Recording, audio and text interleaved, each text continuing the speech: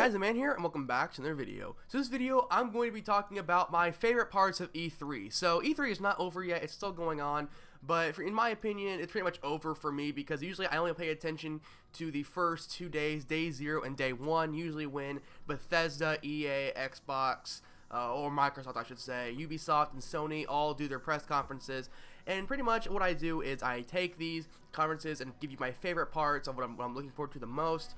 And yeah, so I've been doing this for the past 2 years, and I'm excited to do another version of this because there's a bunch of new stuff coming out I'm really excited for. So if you guys are excited for these games coming out, make sure you like them below and subscribe. So first on my list, we have a game called Detroit Become Human. Now, I don't know anything about like the studio or who makes it, but pretty much this game is based off like choices. Like, you know, the gameplay that they showed a man holding a gun to a little girl. It's actually an android who's like disguised as human, holding a gun to a little girl over a building, and pretty much you have to decide how the situation carries out. You can choose to kill the man and save the girl, or like, you know, let them both die or save both of them. There's so many different choices, and it just looks like a really cool game, really intense, and it's definitely a game that I have my eyes on. I'm definitely going to be looking forward to seeing that in the future. So that game looks really cool. Detroit Become Human, no idea when it comes out, didn't give a release date or anything, but it is definitely a really cool game. And one of the bigger announcements that Sony had was the PlayStation VR, which is available on October 13th at $399. Now, I noticed at E3 that everyone is getting into VR now. It's starting to become a lot bigger, it's starting to become more popular, and I think it's really cool. I mean, personally, I'm not a huge VR fan myself. I don't think I'm going to be getting anything like that, but if you guys are into that, it is going to be coming out October 13th, and there's supposed to be 50 games on PlayStation VR by the end of the year. So if you guys are VR fans, there you guys go. You can go for it. You can play all kinds of games.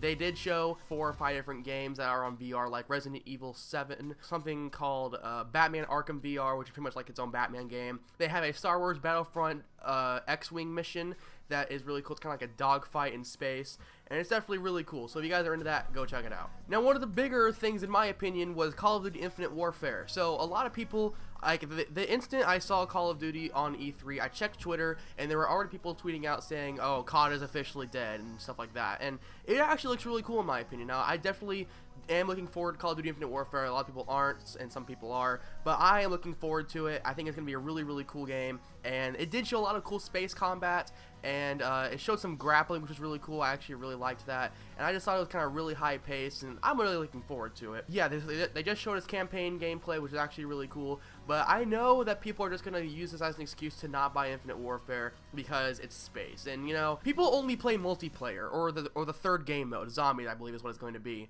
and people don't really care about the campaign because no one really plays it more than multiplayer or Zombies. So I think people shouldn't still judge this game because it still has a lot of potential. The gameplay looks really sick though. Like, you have to admit, like, even though it may not be what people wanted, it still looked really high action packed. And if it was a completely different game that didn't have Call of Duty on it, people would be hyped about it. I mean, it's the fact. Following Call of Duty Infinite Warfare, we had the Modern Warfare Remastered trailer gameplay, which is actually really cool. And a big announcement is that campaign is going to be available for Modern Warfare Remastered for PS4 players 3 days early if you digitally download it. So I'm not going to be able to get that, unfortunately, because I usually pre-order it in, like, you know, real life. I don't usually order it digitally. But for those of you who do pre-order stuff digitally, there you go. You guys can get the campaign 3 days early.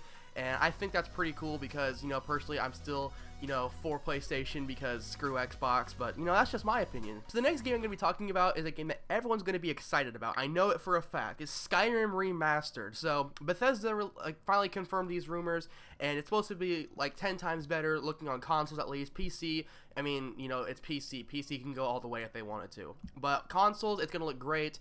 It's supposed to be like a special edition, and I'm hoping that includes DLC and stuff like that because I haven't played any of the Skyrim DLC. But I'm definitely going to get that game because I have been talking about it for like a couple years now. You know, I really wish they'd make a Skyrim, like, you know, remastered, and it's finally coming. I don't know if there's a release date yet, but it's coming, and I know a lot of people are excited, and as I am as well. And I could do some videos on this channel whenever it comes out. I mean, that definitely would be fun for me. So the next video game I want to talk about is called Days Gone, and this game kind of reminded me of The Last of Us. And we got like some looks at it at the beginning of the Sony press conference. We got like a gameplay, like well, I don't know if you call it gameplay, but they kind of like got a reveal trailer, and then we saw more of it later in the press conference as gameplay. It looks really cool. It kind of reminds me of like a zombie game. It's kind of based off of that. And it has a really interesting backstory, but there's still a whole lot of questions that need to be answered about this game. So yeah, that game looks pretty cool. I'm definitely looking forward to seeing that game develop and see what comes out for it. I don't know if I'm going to get it or not, but it definitely looks like a cool game to play. Moving down the list here, we have Fallout. And yes, I know, Fallout. I'm getting into it, I know.